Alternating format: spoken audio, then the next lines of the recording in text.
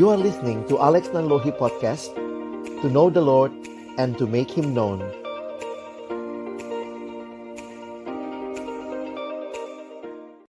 Mari kita berdoa. Benar ya Tuhan, bagimulah segala puji, hormat dan syukur kami. Kami yang telah Tuhan selamatkan, Engkau bayar dengan darah-Mu lunas, dan itu menandakan kami milik-Mu ya Tuhan. Biarlah segenap hidup kami yang sudah Engkau selamatkan ini menjadi hidup yang kami persembahkan hanya kepadamu. Dan berkati kesempatan pengisian kami sore hari ini, ketika kami akan membuka firman-Mu, bukalah juga hati kami. Jadikanlah hati kami seperti tanah yang baik, supaya ketika benih firman Tuhan ditaburkan, boleh sungguh-sungguh berakar, bertumbuh, dan juga berbuah nyata di dalam kehidupan kami. Berkati hamba-Mu yang menyampaikan, setiap kami yang mendengar. Tuhan, tolonglah kami semua, agar kami bukan hanya menjadi pendengar-pendengar firman yang setia, tapi mampukan dengan kuasa dari Roh-Mu yang kudus, kami dimampukan menjadi pelaku-pelaku firman-Mu di dalam hidup kami, di dalam masa muda kami.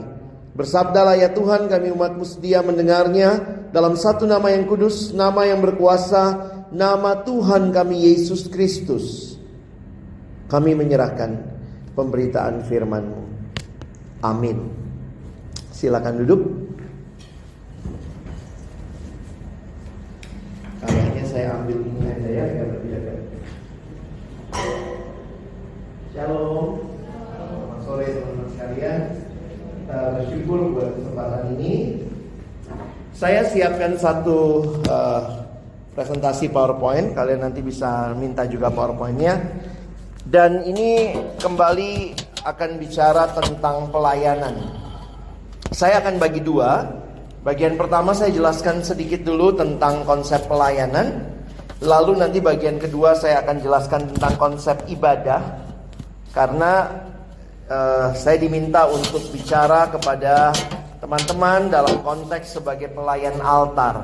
Begitu ya. Kita dapat kesempatan melayani, dan memang yang menarik adalah seringkali pelayanan di depan itu punya tantangannya sendiri. Begitu ya. Dan bukan berarti yang pelayanan di belakang, di bawah mimbar begitu, atau di bukan pelayan altar tidak punya pergumulan. Tapi saya pikir sebagai orang-orang yang tampil di depan secara khusus juga ini ada bagian yang perlu kita gumulkan bersama-sama. Nah, kita akan melihat konsep pelayanan ini. Saya mengambil dari satu bagian firman dari Markus pasal 10 ayat 42 sampai 45 ya. Mari kita akan lihat sama-sama bagian ini dulu. Markus pasal 10 42 sampai 45. Mari kita baca bergantian. Saya tuliskan ayatnya di depan juga kalau kalian mau ikutin. Kalau bisa ikuti di Alkitabmu juga baik ya. Saya baca 42, teman-teman baca 43, kita bergantian sampai nanti 45-nya kita baca sama-sama ya. Tetapi Yesus memanggil mereka lalu berkata, kamu tahu bahwa mereka yang disebut pemerintah bangsa-bangsa memerintah rakyatnya dengan tangan besi, dan pembesar-pembesarnya menjalankan kuasanya dengan keras atas mereka.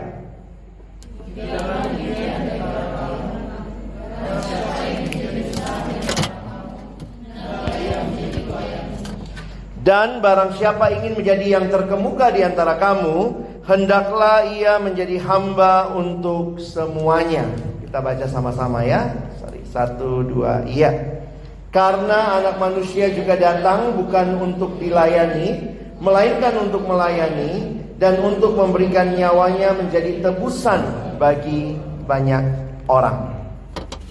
Teman-teman yang dikasihi Tuhan, kalau kalian perhatikan di dalam cerita sebelum Yesus memberitakan tentang ayat 42 sampai 45, kita ingat bagaimana dua orang bersaudara, Yakobus dan Yohanes, mereka minta duduk di kiri dan kanan Tuhan Yesus. Kalau kalian masih ingat bagaimana perjalanan Yesus ke Yerusalem, mereka hayati bukan sebagai perjalanan yang Yesus mengatakan aku akan mati di Yerusalem. Itu kalimat Yesus sampai 3 kali pemberitahuan. Coba kalian lihat sedikit ke atas, ada pemberitahuan keberapa itu? Lihat judulnya di Alkitabmu. Markus 10, naik sedikit lagi ke atas, ada pemberitahuan keberapa tuh? Ketiga. 3 kali Yesus kasih tahu. Apa yang dia kasih tahu? Aku akan pergi ke Yerusalem, di sana aku akan ditangkap, dibunuh. Tapi pada hari yang ketiga aku akan bangkit. Nah teman-teman jangan lupa pada masa itu tidak ada konsep bagi orang Yahudi di dalam pemikiran mereka bahwa Mesias itu akan menderita. Jadi karena itu setiap kali, nanti kalau kalian teliti menarik ya, setiap kali Yesus ngomong mulai dari pemberitahuan pertama, di bawahnya sedikit, nanti mereka debat lagi, siapa yang paling besar? Baru kasih tahu aku akan mati, di bawahnya lagi mereka berantem, siapa yang mau duduk di kiri dan kanan. Jadi kalau punya anak kelompok kecil kayak begini, ini juga ya, frustasi juga gitu. Bayangkan misalnya pemimpin kelompoknya bilang aku bakal mati loh di sana. Dia nggak kepikir matinya, dia mikir apa yang dia pikirkan, Yerusalem itu ibu kotanya Israel. Di situ pusat agama, pusat politiknya orang Israel. Sehingga bayangan mereka kalau Yesus masuk ke Palestina, ke Yerusalem, Yesus masuk ke sana, maka Yesus kemudian akan melakukan revolusi. Dan apa yang terjadi? Nanti siapa yang akan jadi duduk di kiri dan kanan. Jadi ini sebelum pengumuman kabinet mereka minta dulu ya. Di perjalanan ini, masih di perjalanan. Perhatikan ayat sebelumnya, kalau kita lihat akhirnya 10 murid yang lain marah. Kenapa yang lain marah? Apakah mereka lebih baik? Nampaknya sih tidak ya. Mungkin kalau mereka bisa ngomong sama mereka, kedua ini tunggu dulu, jangan nyolong start, masih lama nyampe Yerusalem. Tapi Yakobus dan Yohanes sudah bicara duluan. Kalau kalian perhatikan bahkan di Injil yang lain, di paralelnya dia pakai mamanya, ya. Mamanya yang datang sama Yesus, mungkin dipikir kalau anaknya yang minta, mamanya yang minta lebih kasihan kali Tuhan Yesus gitu ya. Mama yang datang, satu di kiri, satu di kanan, untuk nggak minta pangku, ya. Di situ saya melihat apa yang ada dalam pikiran mereka beda dengan apa yang ada dalam kaitan yang Yesus mau sampaikan.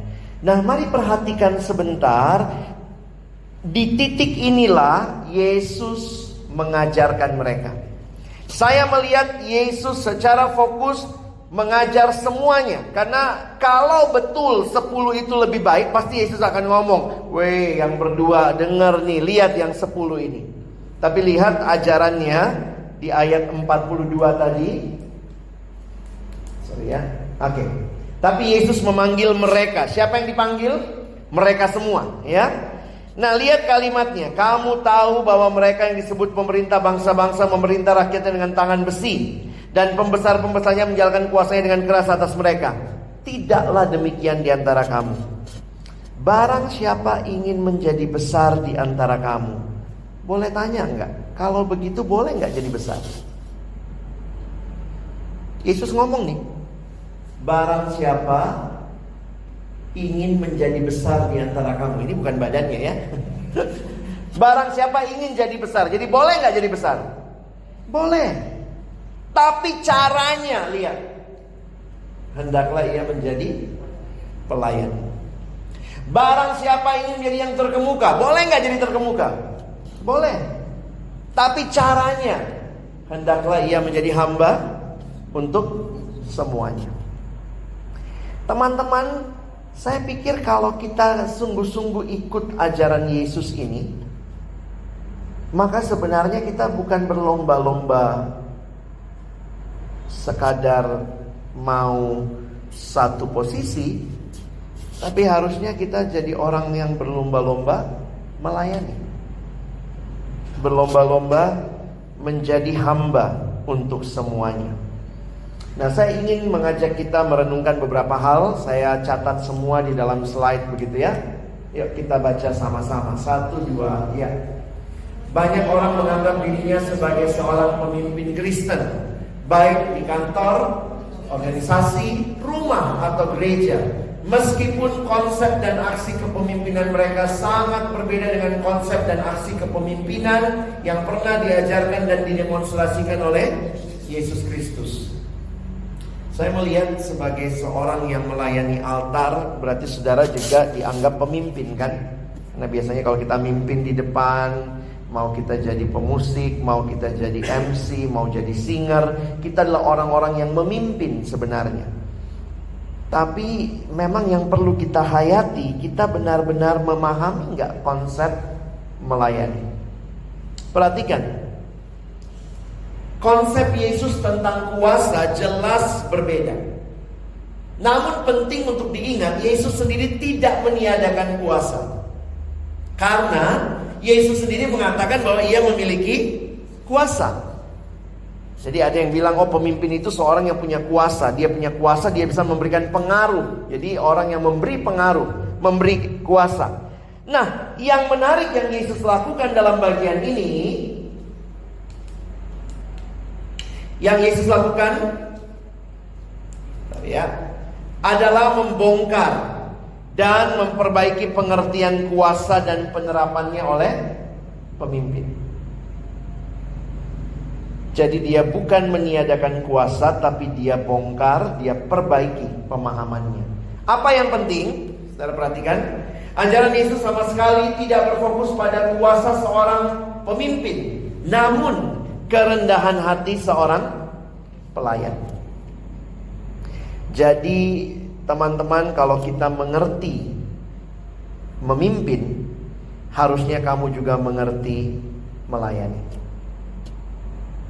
Identitas yang melekat pada diri kita harusnya jelas. Saya tanya pertanyaan ini dulu ya. Saudara setuju yang mana? Lebih setuju yang mana? Pelayan yang memimpin atau pemimpin yang melayani?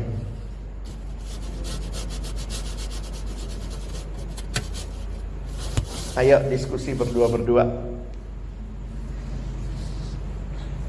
Ayo coba diskusi sebentar ya.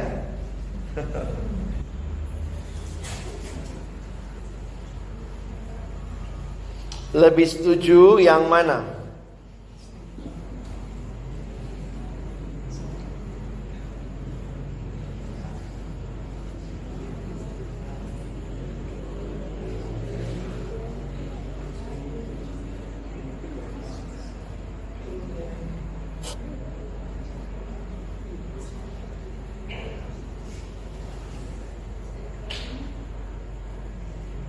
Bingung?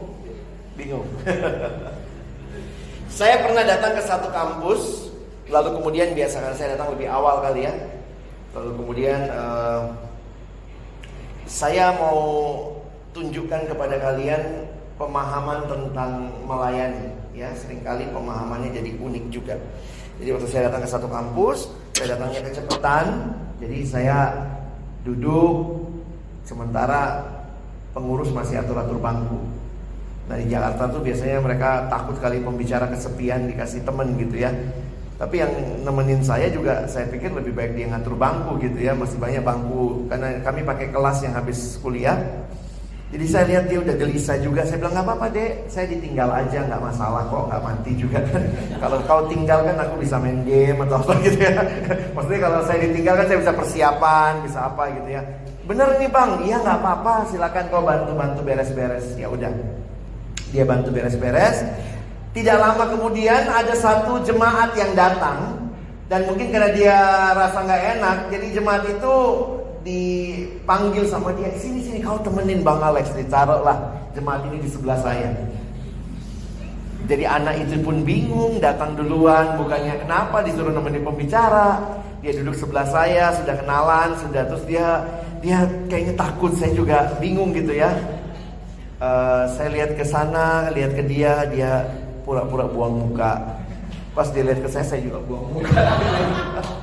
Sampai akhirnya Saya pikir kan saya lebih tua, saya lah yang ngajak ngobrol ya, saya tanya. Jadi kamu di sini kuliahnya jurusan apa? Karena kan tadi baru kenalan namanya, jurusanmu apa? Lalu kemudian kamu asal SMA-nya dari mana? Terus di sini gereja kemana? Orang tua ada di mana? Saya tanya-tanya begitulah. Sampai satu pertanyaan, saya tanya sama dia begini, kamu di sini pelayanannya sebagai apa? Saya nanya begitu ya. Teman-teman tahu respon dia? Oh, saya bukan pengurus, saya bukan pengurus, gitu ya. Jadi memang kita tuh terbiasa bicara pelayanan langsung bayangannya pengurus, pelayanan langsung bayangannya struktur, pelayanan langsung bayangannya kepengurusan. Jadi memang jadi menarik juga ya mempertanyakan dua istilah ini. Pemimpin yang melayani atau lebih setuju pelayan yang memimpin? Ada yang mau? Atau gini deh, tutup mata ya. Semua tutup mata biar gak malu. Ayo tutup mata, tunduk semua. Angkat tangan kanan ke atas, di kepala. Tangan kanan diangkat ke atas di kepala ya, di kepala.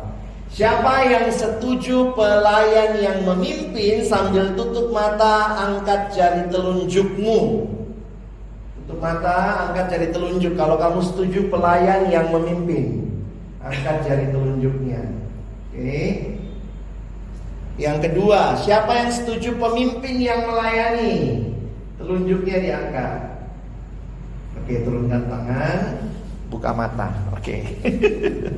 Jadi kan kalian nggak tahu ya temanmu apa ya, aman gitu ya, daripada malu gitu kan. Kalau orang banyak asik gitu ya, mempermalukan orang.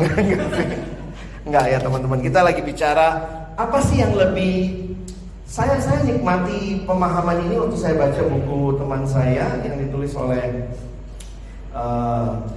Senjaya, ya, Profesor Senjaya. Dia menulis buku Jadilah Pemimpin Demi Kristus. Saya pinjam kutipan dari buku dia karena dia mengkaitkan dengan kerendahan hati. Nah, saya coba kasih ayat ini dulu buat kita ya. Kita baca ayat ini sama-sama. 1, 2, ya. Sebagai sendiri bercerita tentang kami, bagaimana kamu sambut, dan bagaimana kamu berbalik dari berhala-berhala kepada Allah untuk melayani Allah yang hidup dan yang benar. Perhatikan kata gantinya di situ, berbalik dari berhala kepada Allah untuk melayani. Jadi gini ya, dulu menyembah berhala, sekarang berbalik dari berhala kepada Allah dan ada arah yang baru. Jadi kalau kita memahami ayat ini, sebenarnya pelayanan itu bukanlah sekadar aktivitas doing.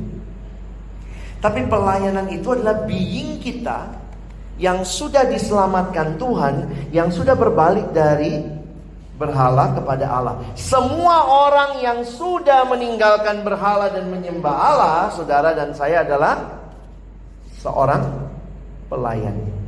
Jadi kita ini sebenarnya pelayan Kristus, mau ada struktur nggak ada struktur, kita adalah pelayan.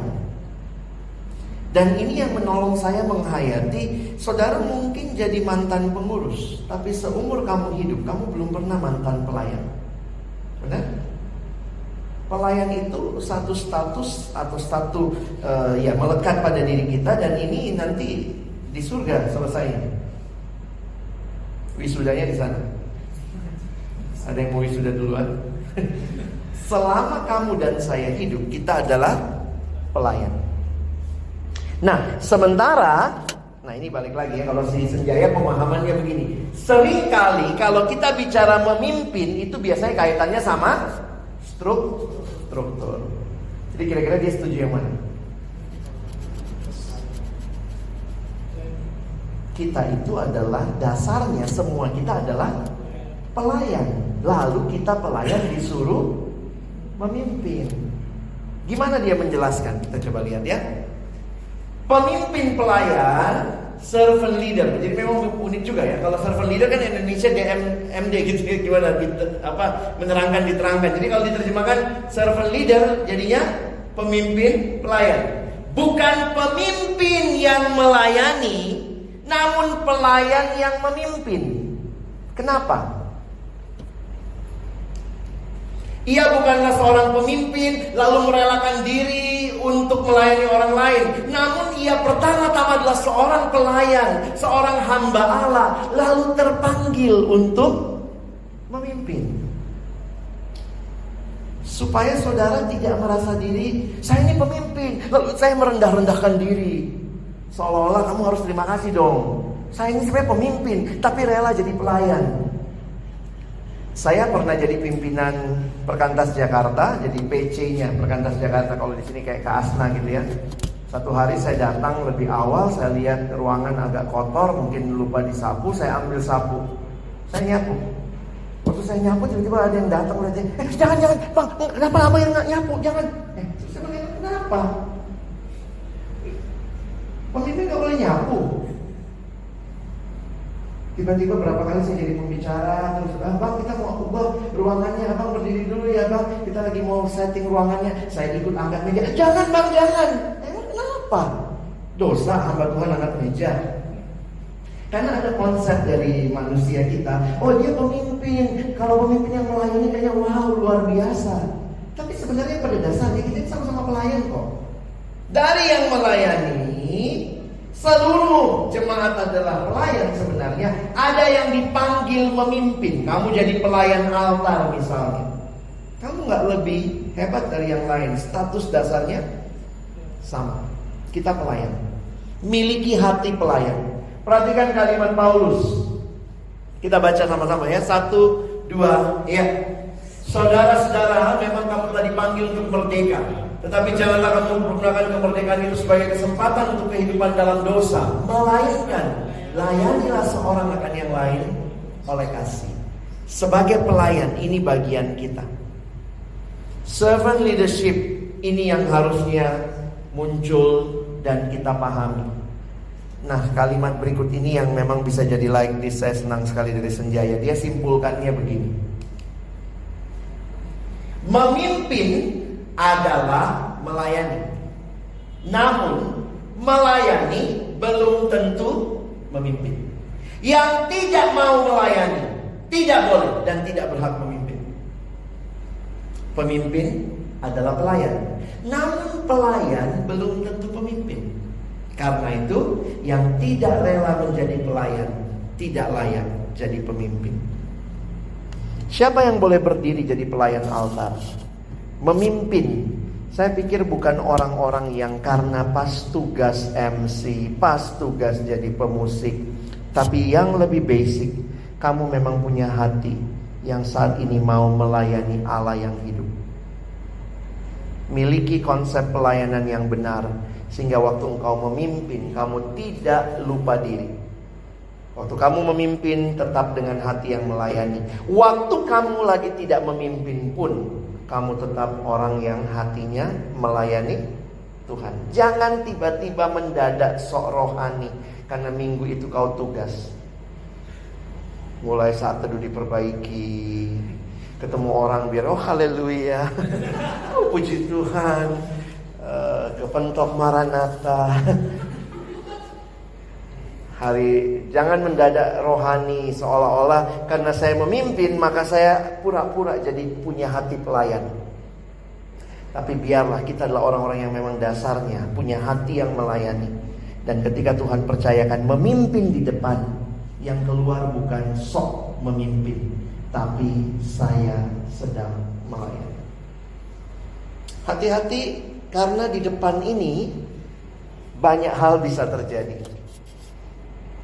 Pelayanannya sebentar, sombongnya bisa beberapa hari, beberapa bulan. Apalagi kalau minggu depannya MC-nya lebih jelek dari kita. Puji diri, haleluya. Bagusan aku minggu lalu. Kayak gitu main musiknya. Ya ampun, berapa kali latihannya? Suara kayak gitu jadi singer. Ya Allah gitu ya. Itu suara atau apa gitu. Saudara, banyak hal mungkin terjadi. Kalau kita punya hati yang melayani, maka kita pun akan memberi, selalu belajar memberi yang terbaik. Jadi yang harusnya nanti melayani di pelayanan altar, saya pikir saudara dan saya tidak lebih baik dari mereka yang duduk.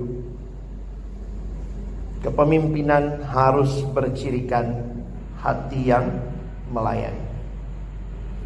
Nah, apa yang kita lakukan di depan? Kita memimpin ibadah. Karena itu saya harus masuk ke yang kedua, konsep ibadah. Tadi kita bicara konsep pelayanan. Yang memimpin sedang melayani. Jangan lihat hanya sedang memimpin. Yang dipimpin itu apa? Sebuah ibadah. Karena itu saudara harus mengerti konsep ibadah. Sayangnya banyak pelayan altar, banyak orang-orang yang juga mungkin jadi pengurus, tidak ngerti konsep ibadah, sehingga kita pun tidak tahu apa tujuan ibadah, apa yang mau dicapai, sampai evaluasinya juga jadi aneh. Saya banyak kritik PMK di Jakarta, Persekutuan Mahasiswa Kristen, yang kadang-kadang saya bingung gitu ya, evaluasinya kok bisa lebih panjang dari ibadahnya. Kenapa? Karena kayaknya semua dievaluasi. Yang dievaluasi apa? Mic-nya, rok pembicara, rok kakak itu tadi loh, kau lihat nggak? Dia ngomongnya kok begini. Saya bukan mengatakan itu tidak penting, tapi hati-hati kita kehilangan esensi ibadah. Ibadah itu apa? Ibadah itu yang harusnya kita lihat dalam perspektif yang benar. Lalu dari titik itulah kita akan juga bisa membuat ibadah yang baik, termasuk nanti mengevaluasi ibadah dengan baik. Saya agak keulang slide-nya. Ini sebenarnya yang lebih jelas dari kepada untuk. Ini yang tadi saya jelaskan ya. Nah, saya mau masuk ke Roma 12 ayat 1. Kita baca ayat ini sama-sama ya. Mari kita buka Alkitab kita. Kalian baca, saya tidak tulis di atas ya. Mari baca Roma 12 ayat 1. Dari banyak bagian di Alkitab, ini salah satu favorit saya kalau bicara ibadah, karena bagian ini memberikan pemahaman juga tentang ibadah. Oke, sudah ketemu? Kita baca sama-sama. 1, 2, ya. Karena itu, demi kemurahan Allah, aku menasihatkan kamu supaya kamu mempersembahkan tubuhmu sebagai persembahan yang hidup, yang kudus dan yang berkenan kepada Allah. Itu adalah ibadahmu yang sejati. Perhatikan, Paulus biasanya menulis suratnya dalam dua bagian besar. Ada bagian yang sangat doktrinal, biasanya di bagian awal, lalu diakhiri biasanya dengan hal-hal yang praktikal. Praktis, penerapan. Ini salah satu cara menulis yang baik. Ini salah satu cara mengajar yang baik. Bahwa sebelum dia menyuruh do something, dia kasih alasannya, why you need to do this. Jadi bagi saya itu cara Paulus yang menarik. Di dalam kitab Roma ada yang melihat bahwa Paulus masuk dari pasal 1 sampai pasal 11 memberikan dasar pemahaman doktrinal. Lalu mulai pasal 12 sampai pasal 16 dia memberikan aplikasi. Jadi sangat penting kamu bisa memahami bahwa apa yang sedang diminta itu ada dasarnya di dalam pasal 1 sampai pasal 11 ya. Nah, yang menarik adalah bagian yang pertama. Coba teman-teman perhatikan. Kalau saya melihat di dalam pasal 12 ayat 1, karena itu persembahkanlah dirimu sebagai persembahan yang hidup, yang kudus dan yang berkenan kepada Allah. Perhatikan, kalau kita hanya lihat dari ayat ini, kita hanya ambil dari kata persembahkanlah dirimu, maka seolah-olah ibadah itu adalah sebuah persembahan kita kepada Allah. Karena ayatnya bilang begitu kan? Ibadah itu adalah persembahan saya mempersembahkan kepada Allah. Itulah ibadah yang sejati. Tapi karena saya sudah kasih penjelasan tadi, seringkali kita lupa ada dua kata pertama. Apa kata pertama di situ? Dua kata pertama di ayat 1. Karena itu. Jadi kalau kalian perhatikan dua kata ini, kalau ketemu kata karena itu, kata yang mana? Bagian yang sebelumnya. Jadi sebenarnya kalau kita memahami karena itu, karena bagian yang sebelumnya, apa yang disampaikan dalam bagian yang sebelumnya? Allah telah menyelamatkan kita di dalam karya Yesus Kristus. Karena itu persembahkanlah tubuh. Mana duluan? Telur atau ayam yang diciptakan? Kita tahu lah ya, kalau telur ayam kita bilang Allah kan menciptakan ayamnya ya. Jadi telur atau ayam? Ayam duluan. Sekarang pertanyaan saya, ibadah itu siapa duluan? Kita duluan atau Allah duluan? Kalau kau hanya baca persembahkan tubuhmu, kesannya saya yang duluan, manusia yang duluan. Tapi karena kita lihat dua kata pertama, karena itu berarti sampai bisa persembahkan karena sudah ada yang terjadi. Karena itu kesimpulan saya yang pertama adalah ibadah itu dimulai dari Allah. Itulah anugerah Allah. Kita Kristen juga bicara, keselamatan kita bukan apa yang kita lakukan bagi Allah. No, keselamatan bicara apa yang Allah lakukan bagi kita. Beda banget ya. Semua agama dunia mengatakan datangi Allahmu, persembahkan sesuatu supaya Allahmu senang. Kekristenan berkata apa? Manusia tidak mungkin cari Allah. Karena itu Allah yang datang kepada manusia. Makanya apa yang menarik teman-teman? Ibadahnya orang Kristen itu ibadah yang sangat mencerminkan anugerah Allah.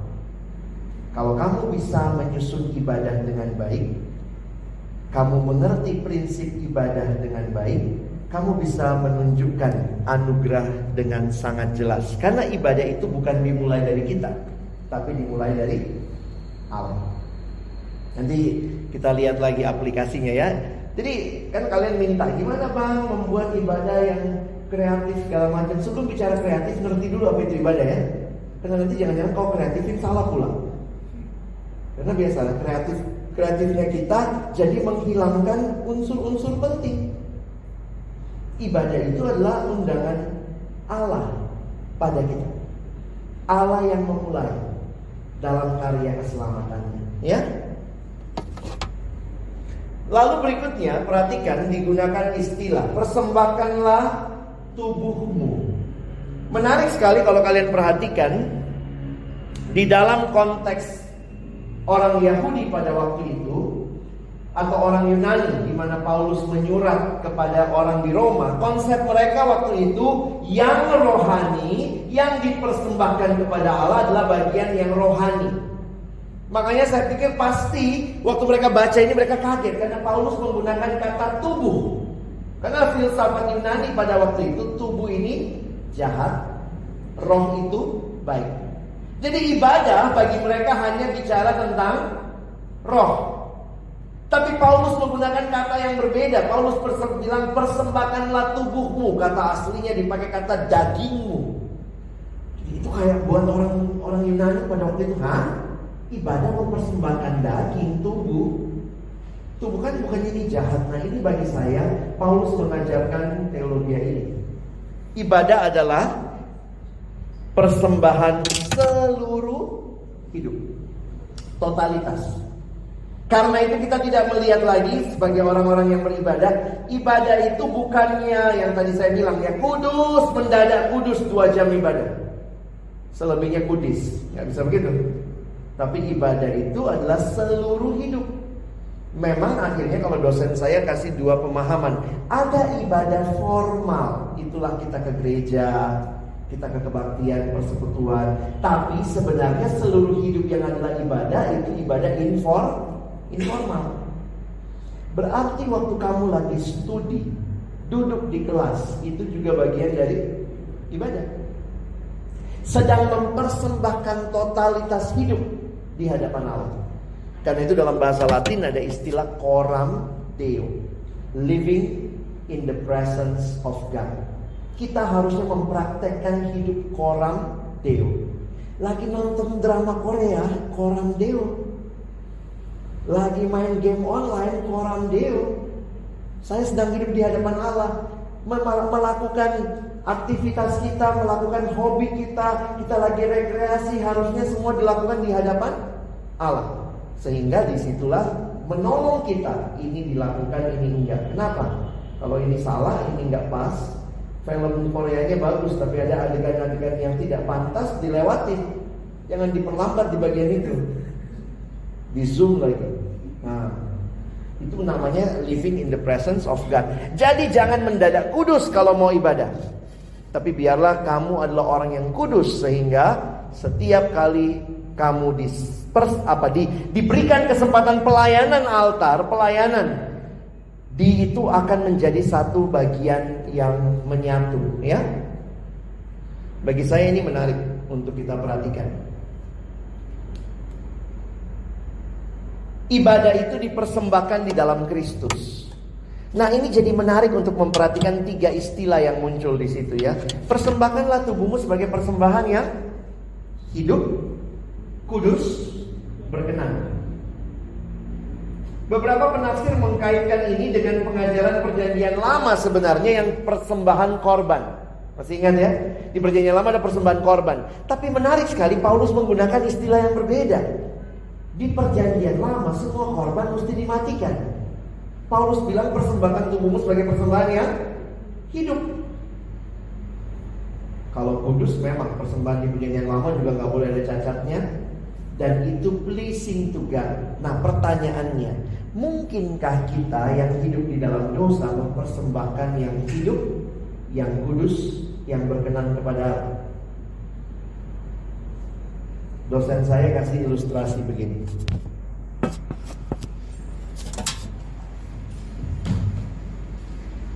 Misalnya kalian bayangkan ini adalah Allah. Ini adalah manusia berdosa. Ya. Jadi kalau manusia berdosa, maka ketika Allah melihat manusia berdosa, upah dosa adalah maut. Harusnya manusia dihukum. Tidak mungkin manusia bisa menyelamatkan dirinya sendiri. Tapi yang terjadi karya Kristus, di dalam Kristus kita dibenarkan, kita diselamatkan. Perhatikan makanya istilah Alkitab semua keselamatan itu pasif. Diselamatkan, dibenarkan, dikuduskan. Jadi sekarang kita ada di dalam Kristus. Memang ini jadi unik juga. Siapa yang benar yang mana? Kita di dalam Kristus atau Kristus di dalam kita? Alkitab pakai dua-duanya. Karena ini kesatuannya bukan kesatuan fisik. Kalau kamu di dalam Kristus, Kristusnya yang lebih besar dari kamu. Kristus di dalam kamu, Kristusnya kecil ya, bisa masuk dia. Tapi ini bicara kesatuan rohani. Sama seperti contoh, kamu ambil kapas, masukkan ke dalam air. Sekarang pertanyaan saya, itu air dalam kapas atau kapas dalam air? Itu kesatuan yang dua-duanya ya. Nah, menariknya waktu kita percaya pada Kristus, Alkitab berkata sekarang kita ada di dalam Dia dan Dia di dalam kita. Nah, sehingga waktu Allah melihat kita, Allah lihat siapa? Kristus, bukan kita. Karena kalau Allah rusaklah punya orang ini ya. Allah melihat manusia berdosa, maka upah dosa adalah maut. Kalau Allah langsung lihat kita, nggak ada lain selain dihukum. Tapi karena kita ada di dalam Kristus, maka Allah menerima persembahan kita. Karena itu perhatikan tulisan saya di depan. Ibadah itu harus dipersembahkan di dalam Kristus. Ada cerita menarik juga ya. Satu waktu di kampus kami ada perayaan Natal. Lalu ada satu anak mau nyanyi lagunya Oh Holy Night. Unik juga tuh. Kenapa unik? Bukan karena lagunya, karena yang mau nyanyi. Yang mau nyanyi itu cewek pakai jilbab. Dia senang nyanyi Oh Holy Night. Dia senang, suaranya juga bagus, berpaduan suara, dan dia terbuka, istilahnya muslim yang terbuka. Lalu kemudian anak-anak datang sama saya nanya, Bang, boleh gak kita taruh pas penyalaan lilin dia nyanyi? Saya bilang, kalau berdasarkan prinsip konsep ibadah itu kita persembahkan di dalam Kristus. Makanya sebenarnya sebagus apapun suaranya, kita belajar untuk melihat yang menyanyi dalam ibadah sebaiknya atau harusnya orang yang sudah percaya.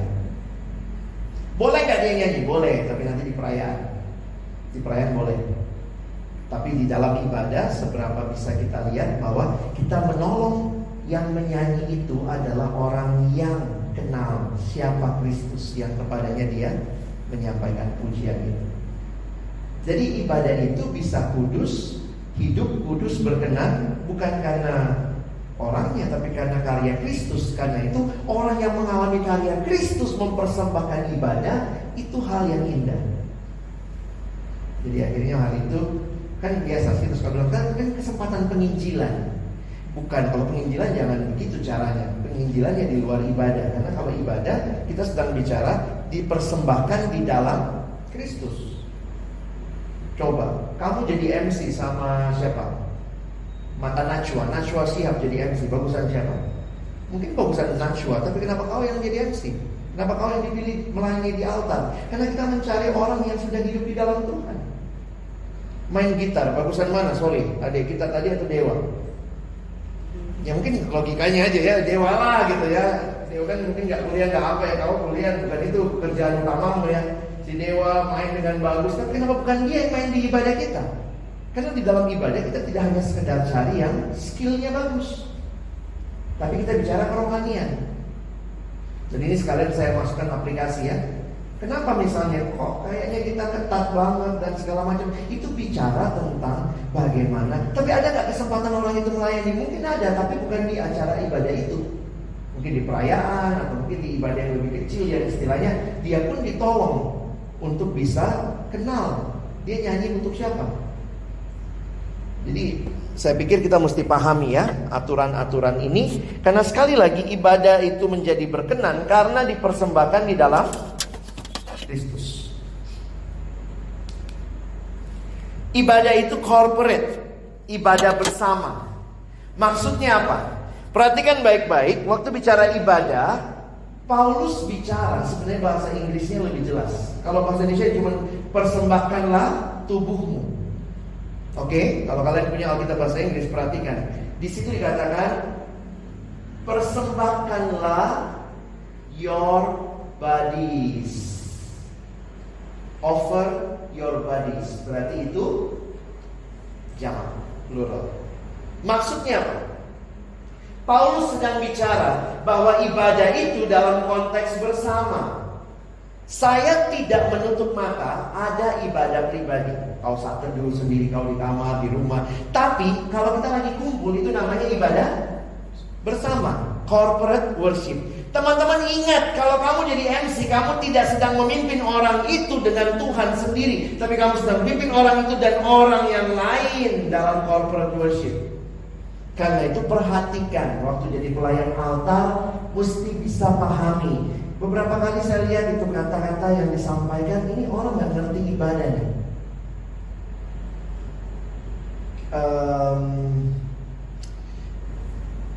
Saya kasih contohnya gimana ya. Saya kan nggak tahu persis yang terjadi di kalian ya. Tapi beberapa MC di Jakarta, saya bicara Jakarta ya, itu MC aku kamu. Jadi atau saya kamu lah ya. Saya mengajak teman-teman memuji Tuhan. Saya minta teman-teman berdiri. Saya ajak teman-teman memuji Tuhan. Saya ajak teman-teman bertepuk tangan. Jadi MC-nya punya kesan saya dan kamu. Harusnya dia pakai kata apa? Marilah kita. Tapi itu sudah tersebar ke seluruh Indonesia. Saya yakin juga sih terjadi, walaupun saya nggak pakai contoh sini ya. Tapi itu rata-rata MC, aku dan kamu dan aku, kita bersama. Harus kita, maksud poinnya apa? Kita sedang memimpin ibadah bersama. Memang kenyataannya begini teman-teman ya. Ini sedikit masukan aja. Makin ke belakang, lagu-lagu kita pun makin aku dan kamu kepada Tuhan. Apa kekuatan lagu-lagu yang lama, himnal? Lagu-lagu himnal yang lama banyak lagu-lagu corporate worship. Lagu sekarang, karena itu lagu kaset, lagu penyanyi solo, itu biasanya lagu aku, kamu. Nah, mana yang boleh dipakai bang? Saya pikir lihat aja mana yang sesuai konteksnya. Di Kidung Jemaat ada nggak yang aku kamu? Ada juga. Aku milikmu Yesus Tuhanku. Tapi mungkin dipakainya di bagian mana? Kalau di bagian depan ada lagu-lagu Karena gini loh, udah kita kan kumpul sama-sama, beribadah bersama, puji Tuhan bersama. Jadi ini bukan ibadah semua kumpul lalu masing-masing sama Tuhan. Apalagi di gereja-gereja tertentu ya, udah nyanyi tutup mata, udahlah cuma dia sama Tuhan ya. Yang lain numpang. Apa contoh lagu worship, corporate worship? Kami puji dengan riang, Dikau Allah yang besar. Itu nggak pantas kau nyanyikan lagu itu di kamarmu. Kami puji dengan riang, ibu kosmu. Sama siapa kau di dalammu? Sama siapa kau? Kenapa kami? Harusnya saya puji dengan riang. Itu lagu yang hanya bisa dinyanyikan bersama, logikanya begitu. Jadi mesti ingat tuh, ada lagu-lagu corporate worship. Makanya di dalam ibadah, menyusun ibadah yang baik, pertimbangkan penggunaan saya dan kami, kita. Lagu-lagu saya, I song, itu bagusnya untuk bagian apa? Pengakuan dosa. Itu bisa kan? Itu aku sebagai meski tak layak diriku, sejauh timur dari barat engkau membuang dosaku. Tapi ada juga lagu-lagu pengakuan dosa bisa we juga. Makanya tergantung nih, kalau kalian jadi MC, kan kalian yang jadi ininya apa ya, pelayan altar inilah yang mendesain. Makanya saya harus katakan, saya mesti ajarin kamu konsepnya dulu. Kadang-kadang kata-katanya aku kamu, lagu-lagunya juga makin banyak, apalagi lagu sekarang juga semua aku kamu, aku. Coba lagu-lagu yang kita atau kami. Apalagi yang kamu tahu? Yang kami. Anak sekarang agak susah cari lagu kami. Coba nyanyi di Kidung Jemaat. Kalau kau nggak kuasai Kidung Jemaat, mau selesai lah hidupmu. Apa? Kami. Kita bertemu lagi, tuh puji Tuhan. Hari ini kurasa bahagia pun ku. Ini nggak masalah pakai ya, tapi jangan kebanyakan. Jadi gini, karena sudah syukur-syukur kumpul sama-sama, pakai banyak lagu kita juga dong. Yang lainnya bisa dipakai di kamar gitu kan ya. Ayo, lagu kami apa? Kami datang penuhi panggilan-Mu Tuhan. Apalagi kami bawa korban pujian, maksudnya persembahan. Tolong jalankan persembahan. Apalagi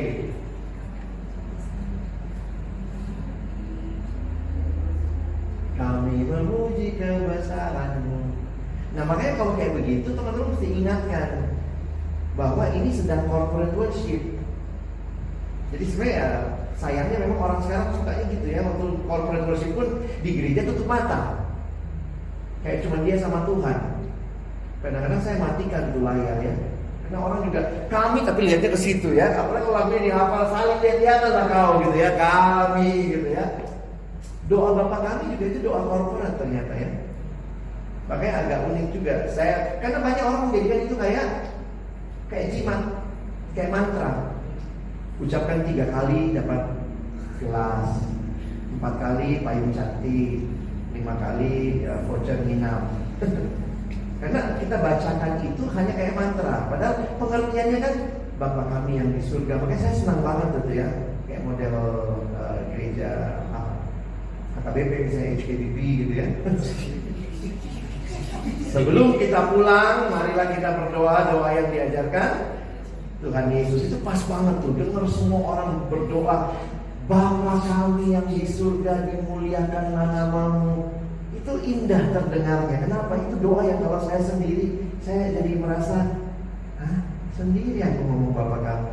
Tapi kalau kau cuma lakukan itu cuma sebagai mantra, sebelum tidur harus Bapa kami 3 kali, Bapa kami suka duduk gitu ya. Kalau kamu mengerti, kamu akan tahu banyak di Alkitab ajarannya corporate. Karena itu saya tidak melihat gereja akan tergantikan meskipun ada internet. Oh, kita nggak usah datang lagi ke kebaktian, bisa ikutin di rumah. Gereja itu konsepnya ketemu, kumpul.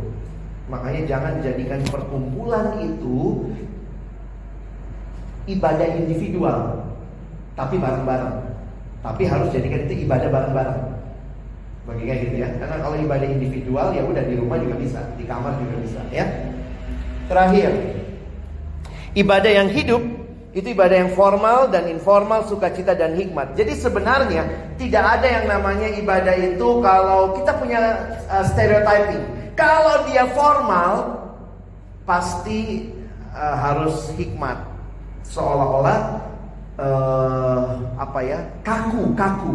Ini ibadahnya formal banget. Oh, gereja sana formal kali ibadahnya. Semua ditulis, sampai doanya ditulis, amin pun ditulis.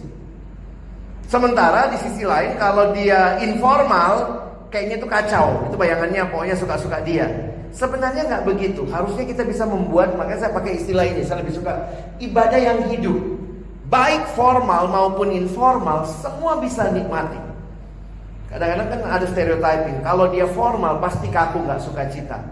Kita maunya ibadah yang lebih bebas. Makanya di gereja-gereja juga jadi, saya kadang suka bingung. Gereja bikin lagi ibadah, khususnya misalnya gereja-gereja yang tradisi, takut anak mudanya pindah ke tempat lain, dibikinlah di dalam gerejanya kebaktian keberapa yang diubah-ubah supaya mirip-mirip gereja sana. Jadi itu mirip kayak begini ya.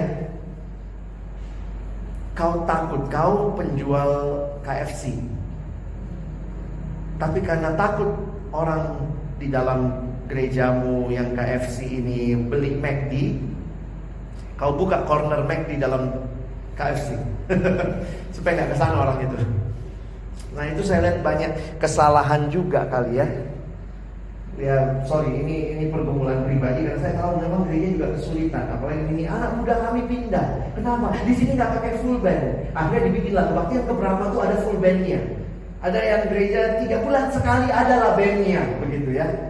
Jadi akhirnya saya bilang gereja sendiri kayak nggak punya warna juga. Konsepnya apa? Karena kalau ibadah orang tua cuma pakai organ aja kaku. Kalau pakai band kayaknya sukacita. Berarti kamu keikut dikotomi ini. Kalau kaku kayaknya, atau kalau formal kayaknya nggak bisa sukacita. Harusnya bisa. Nah itu yang saya nikmati sebenarnya banyak di persekutuan mahasiswa. Kadang-kadang ibadah kita nyanyinya lagu-lagu hidup jemaat juga, tapi kok beda banget ya? Berasa nggak? Nggak kayak gitu nyanyi di gereja ya. Tapi kalau di persekutuan kok bisa terangkat, bisa kita nikmati, sukacitanya bisa jelas. Nah, tapi ya juga pelayanan mahasiswa secara tidak langsung belakangan kalau kita nggak hati-hati jadi jatuh ke formalitas juga. Kenapa? Karena kayaknya semua begitu teratur sampai tidak ada ruang untuk kreativitas. Ya saya harus katakan saya ada di dalam generasi antaranya.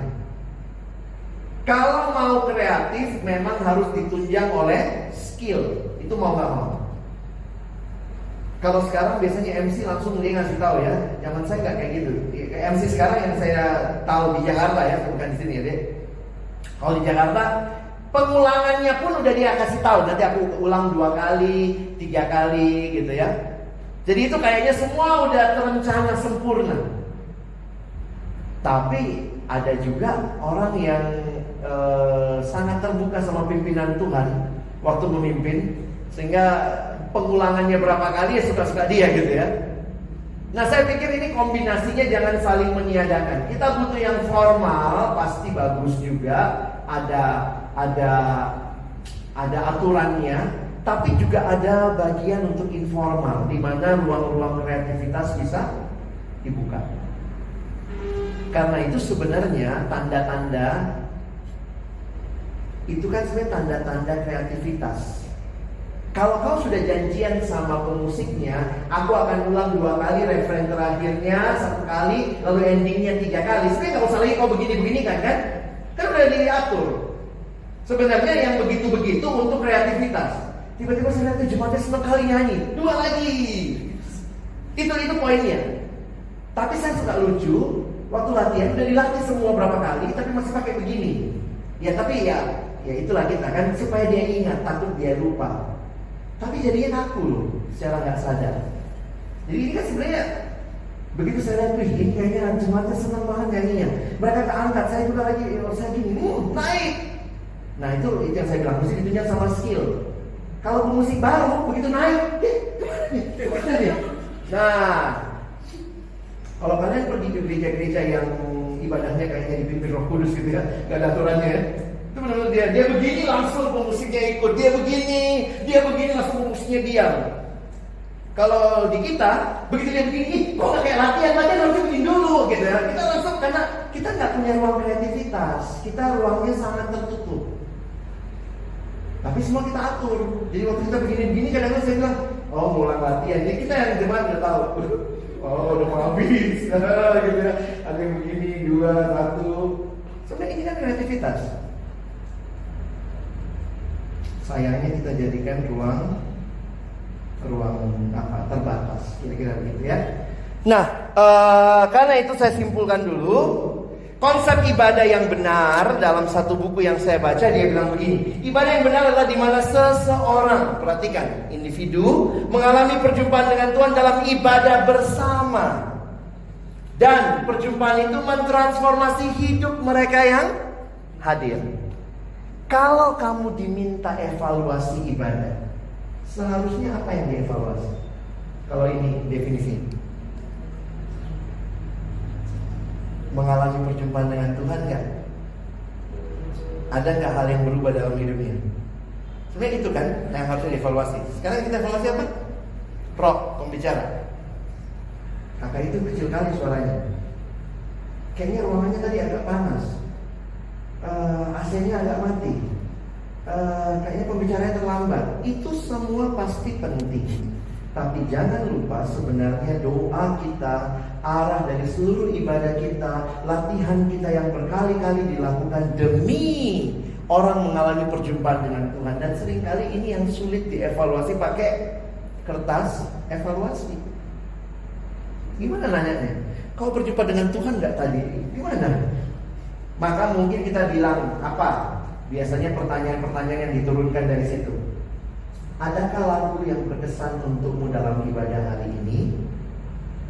Kan kita bisa lihat, oh iya ya, kenapa lagu itu berkesan? Misalnya, oh iya Tuhan ingatkan saya. Oh berarti dia bisa kaitkan lagu itu sama Tuhan ingatkan dia. Berarti dia ngalami perjumpaan dengan Tuhan. Jadi memang ibadah itu susah dievaluasi, jujur aja. Apalagi cuma pakai form-form. Karena evaluasi kita jujur aja seringkali hanya teknisnya. Bagaimana teknis ibadah tadi?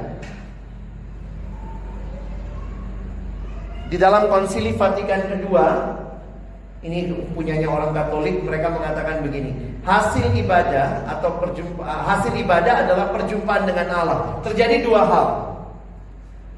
Bagi Allah, glorification, Allah dimuliakan. Bagi kita, umat akan mengalami pengudusan, sanctification. Jadi ibadah itu sebenarnya yang harusnya dievaluasi apakah Allah dimuliakan atau tidak, kira-kira gitu ya. Tapi ini kan gimana nanyanya sama Allah ya, sebenarnya bukan tanya sama jemaat. Saya jujur aja sekarang agak takut dengan kalimat begini. Tadi kau nikmati nggak ibadahnya? Pertanyaan itu jujur aja buat saya agak rancu. Apakah logikanya begini ya? Ini logika teman-teman yang berpikir begitu. Kalau dia nikmati maka pasti bagus gitu ya. Gitu kayak logikanya. Coba kau pergi ke restoran, ada pelayan di situ, lalu ada yang makan. Kita yang makan atau kau yang melayani, ada yang makan ya. Anggaplah saya melayani, kau yang makan. Maka yang harus diukur kepuasan siapa? Yang makan atau yang melayani?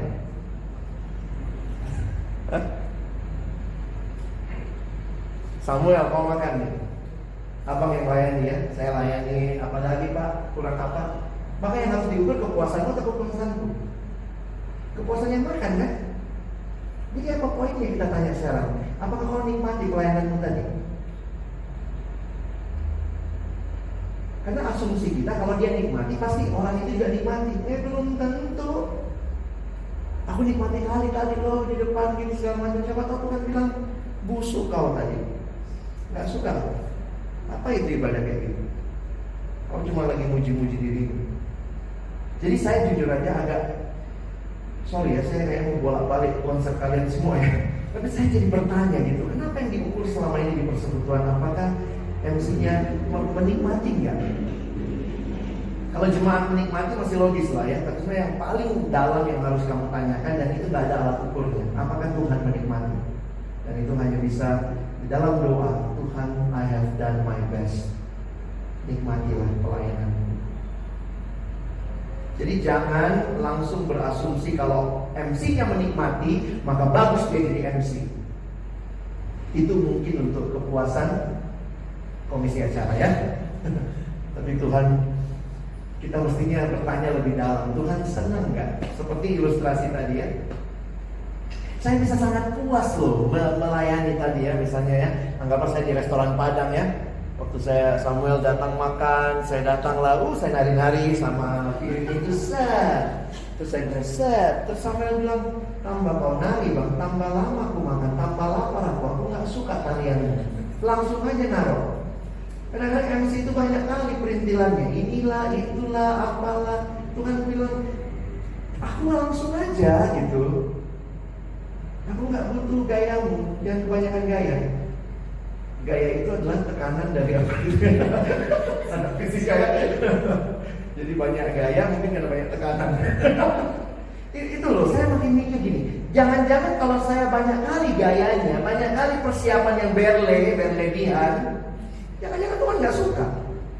Aku nikmati, tapi Tuhan pasti nikmati gak? Belum tentu loh. Sekarang kan kita banyak lah hal-hal fisik ya. Nanti kita tim ibadah semua sama bajunya ya, merah-merah semua. Disepakati apalah gitu ya. Bagi saya oke lah, tapi jangan karena kau sebagai tim, ya kami nikmati sekali loh sebagai tim hari ini. Harus tanya lebih dalam, Tuhan menikmati nggak? Jangan-jangan itu nikmatnya kalau, iya aku senang kali kumpul-kumpul sama tim kita paling kompak ya dibanding tim yang minggu lalu. Jadi sebenarnya kita hanya melayani diri kita, belum tentu kita melayani dia. Oke ya? Jadi kiranya ini jadi pemahaman buat kita. Saya berhenti dulu sampai sini. Ada pertanyaan? Ada respon? Silakan. Aku mau nanya Bang, tadi ada presiden juga tentang ibadah dan juga perayaan. Dalam contoh ada yang menyanyi di perayaan. Dan kan yang selama ini konsep yang kami pakai di sini ada ibadah, kemudian ada varia, dan varia itu juga ibadah. Jadi maksudnya perayaan ini gimana gitu? Kalau yang aku maksud ya, itu varia maksudnya. Nah itu kan standar yang lokal bikin ya. Saya melihat gini, setiap daerah punya tradisinya. Jadi tradisi kalian misalnya varia pun harus jelas dan segala macam. Dan aku pikir itu baik buat kalian, memang sudah begitu tradisinya. Cuma di tempat kami, karena ini Natal Fakultas waktu itu di tempat saya. Natal Fakultas akhirnya, kalau kami Natal Fakultas di sana itu yang Islam juga datang di bagian akhir. Jadi setelah ibadah, pas bagi-bagi konsumsi, datanglah yang muslim-muslim. Nah saya nggak tahu nih, kalau kalian kan di sini saya lihat karena bikinnya di gereja, kalau kami di kampus, di aula kampus. Jadi itu udah terbiasa kami ibadahnya pasti ada, abis ibadah pasti ada muslimnya. Nah pas di situ kan nyanyi-nyanyi. Nah itu yang kami merasa ya kenapa mereka nggak dilibatkan, boleh juga dong, tapi bukan di ibadahnya. Dulu sebenarnya belum ada masalah ini ya, mengucapkan selamat Natal. Ini konteksnya udah lama nih. Dulu itu muslim datang acara kita, oke, sekarang udah gak mau. Karena kan udah didoktrin, ngucapin aja haram apalagi datang.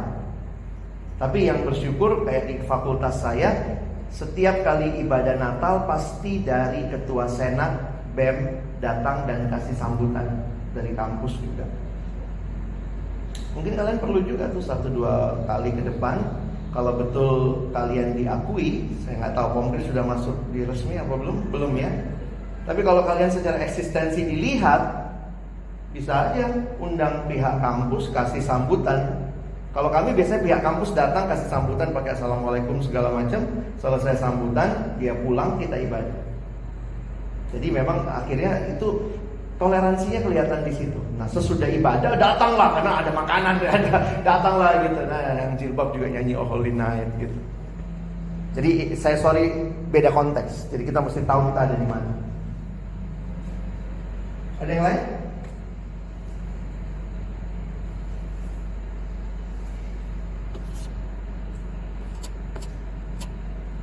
Hening cipta selesai. Sekarang penghormatan kepada pembina upacara. Cukup bisa dipahami ya. Saya masuk 2 konsep lagi. Setelah itu mungkin kita bisa diskusi tentang bagaimana menyusun satu ibadah yang lebih kreatif ya. Saya coba masuk kepada 2 analogi. Kenapa ini penting? Karena waktu saudara menyusun ibadah, ternyata kita perlu memiliki pemahaman seperti apa ibadah itu. Nah, di dalam tradisi ada 2 analogi yang paling sering diangkat. Yang pertama, analogi atau metafora ya. Metaphor of worship as a dialogue. Ini dari tradisi reformasi. Kalau bicara reform itu bukan gereja reform ya, tapi tradisi reformasi. Jadi gereja-gereja saudara yang ada dalam tradisi reformasi, Martin Luther seterusnya, itu biasanya menerapkan worship as a dialogue. Sementara di beberapa konteks yang lain, ini ada seorang bernama Soren Abi Kierkegaard. Dia memperkenalkan istilah worship as a drama. Nah, pertanyaan paling dasarnya untuk worship as a dialogue sebenarnya begini. Ibadah itu, nah ini pikir lagi ya.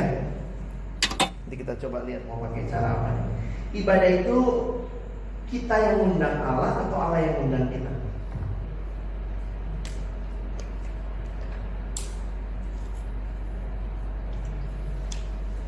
Ibadah itu kita yang undang Allah atau Allah yang undang kita?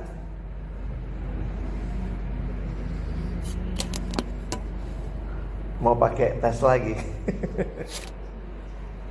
Kalau kamu di gereja-gereja tradisi reformasi, gereja mau pakai liturgi, kira-kira siapa yang undang siapa? Jelas banget itu Allah yang mengundang kita, karena itu ada fotonya, ada salamnya. Siapa yang ngasih salam? Allah, kasih karunia dan damai sejahtera. Jadi ibadah itu dimengerti sebagai Allah mengundang umatnya. Jadi sebenarnya secara logika ibadah tidak tepat. Kalau kita lihat ada gereja tertentu, ya Tuhan kami undang Engkau hadir. Tuhan bilangnya dalam hati itu, apa yang maha hadir? Kau yang telah datang. Gitu ya. Jadi sebenarnya bukan kita yang undang Allah. Itu yang muncul dalam tradisi reformasi. Kenapa? Makanya jangan heran, kenapa di dalam liturgi kita biasanya ditulis. Ditulis itu untuk menunjukkan sebenarnya. Nanti kalau kalian ke gereja hari Minggu depan, kalau kalian di gereja-gereja reformasi, hayati ini. Dalam tradisi reform, dia ibadah sebagai dialog antara manusia dengan Allah. Ini metafora yang paling sering digunakan. Jadi ada waktu-waktunya Allah bicara, ada waktu-waktunya kita bicara. Makanya harus ditulis supaya teratur. Jadi jangan bilang, gereja gua kaku banget. Itu bukan masalah kaku, itu adalah dialognya. Kayak naskah drama. Kau masuk ya, nanti tiba-tiba dia masuk dulu. Belum waktumu, jangan dulu masuk gitu ya. Nah, ibadah yang indah itu adalah ketika dialog itu berlangsung dengan indah melalui seluruh rangkaian, termasuk lagu. Nah, perhatikan misalnya, waktu saya bawakan ini di satu gereja, saya diprotes. Yang protes majelis sudah tua lagi. Amang itu ngomong, kalau saya Pak, tetap itu ibadah itu kita yang undang Tuhan. Serem kali Amang ini, gimana cara ngelawannya juga ya. Saya kan kita masih muda ya, saya cuma bilang iya Amang. Tapi beginilah Amang ya, kalau kita yang undang Tuhan, di bagian pengutusan siapa yang suruh siapa pulang? Ada pengutusan kan? Kita yang suruh Tuhan pulang. Pulanglah dalam damai sejahtera. Kalau ibadah itu kita yang ngundang Tuhan, di bagian pengutusan kau yang nyuruh Tuhan pulang. Tapi di bagian pengutusan Tuhan yang utus kita, baru kita dipasu-pasu kan, disuruh pulang. Jadi sebenarnya kalau kamu mengerti ibadah itu indah sekali. Jangan kau bilang, oh gerejaku kaku banget bang, apa ditulis. Besok kau lihat hati itu indah sekali. Saya bicara, Tuhan bicara. Tuhan bicara, saya dengar. Saya bicara, Tuhan dengar. Dan itu indah. Nah kalau kalian jadi MC, sebenarnya jangan sok kreatif aja. Kreatifnya di bagian mana? Siapa bicara? Siapa yang lagi bicara kepada siapa? Nah, contohnya, sebagai dialog, maka ya ibadah yang sehat memiliki elemen-elemen yang memberi kesempatan pada Allah untuk berbicara kepada manusia, juga sebaliknya. Contohnya Allah bicara seperti panggilan beribadah, fotum salam, khotbah, kalau ada sakramen perjamuan kudus, doa berkat, itu Allah yang bicara sama manusia. Waktu saya ngerti ini, apalagi setelah saya jadi pendeta, makin ngerti saya mewakili Allah. Tuhan memberkati engkau dan melindungi engkau. Tuhan menyinari engkau dengan wajahnya. Indah banget loh, Tuhan lagi bicara. Dan saya mewakili, saya imam yang Tuhan percayakan mewakili dia berbicara. Bagian kita ngomong, doa syafaat, pengakuan iman rasuli. Manusia bicara kepada Allah. Sayangnya kalau Allah bicara, kita khotbah, kita baca warta. Tuhan bicara, kita juga bicara-bicara sendiri. Balas-balas WA. Pas bagian kita bicara doa syafaat, pada ke toilet semua. WC penuh kalau doa syafaat. Jadi lucu ya, kadang-kadang saya pikir keluar dulu ngerokok-rokok doa syafaat ya, karena panjang kalau Amang ini berdoa ya. Nanti siap, selesai masuk lagi, pulang, yang penting katanya dipasu-pasu. Ini kan orang gak ngerti ibadah. Kalau kamu ngerti ibadah, setiap elemen terkait dan indah. Lagu, pujian tergantung syairnya. Makanya kalau jadi MC, menyusun ibadah, yang kalian diminta nyusun lagu, kalau kalian mengerti ini, kalian harus bisa tahu. Kalau saya pimpin klinik apa namanya, kami klinik MC gitu ya. Jadi latihannya saya mesti tanya. Saya tanyanya bukan cuma lagu ini kenapa lo pilih. Poin saya adalah lagu ini bicara apa? Siapa bicara ke siapa?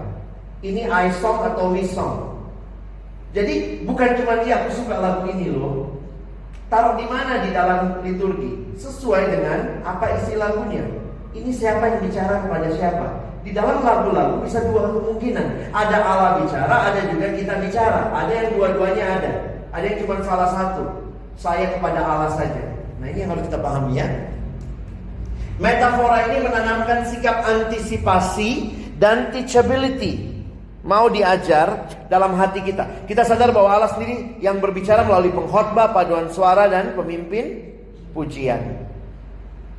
Nah, kalau demikian, maka semua elemen ibadah menjadi penting. Mesti ikut ibadah dari awal, jangan terlambat. Sekarang orang bilang yang penting dengar khotbah, yang penting kasih persembahan, yang penting berkatnya. Loh, yang penting dari awal kok, gitu ya. Tidak ada lagi alasan bagi mereka yang suka terlambat. Yang penting kami dengar khotbah, karena kita sadar bahwa Allah dapat berbicara melalui semua elemen sejak dari awal sampai akhir. Beberapa kali saya datang ke gereja, saya terkesan ketika paduan suara bernyanyi. Khotbahnya saya dapat juga, tapi kok kayaknya lebih banyak berbicara lagu paduan suara itu. Ketika pendeta memberi berkat, saya suka dengar tuh, ada pendeta yang berkatnya macam-macam ya. Ada yang standar ya, Tuhan memberkati engkau dan melindungi engkau, kan baca ayat. Ada yang kiranya kasih karunia dari Tuhan Yesus Kristus, damai sejahtera dari apa. Tapi setiap kali saya dengar ada yang sedikit berbeda, dia siapkan, dia bacakan dengan baik, saya pikir Tuhan terima kasih. Itu jadi semacam kata-kata pribadi yang Tuhan bicara. Jadi semua jadi penting ya. Metafora ini mengundang partisipasi penuh dari jemaat. Ibadahlah dialog antara Allah dan seluruh umatnya. Ibadah bukanlah hanya antara Allah dan para pelayan mimbar. Seringkali memang jebakannya kalau kita berdiri di depan, apalagi kalau kita sudah ketakutan, apalagi jadi pelayan altar yang baru gitu ya, kita cuma sibuk gimana suruh mereka habis ini apa? Habis ini apa lagi? Habis ini apa lagi? Sampai kitanya jadi nggak ikut beribadah. Harusnya kan kita ini sedang beribadah, lalu kita pimpin mereka beribadah. Jadi bukan begini, saya suruh kau ibadah, saya enggak. Saya sibuk dengan habis ini apa? Habis ini 2, 3 gitu ya. Kadang-kadang itu membuat kita kehilangan ibadah itu sendiri ya. Jadi ibadah itu perjumpaan dengan Allah. Terakhir, worship as a drama. Konsep ini sedikit lebih unik, tapi nanti kalau kalian kawinkan dua konsep ini jadi Bagus ya. Pertanyaan dasarnya, di dalam ibadah, siapa aktor, siapa penonton?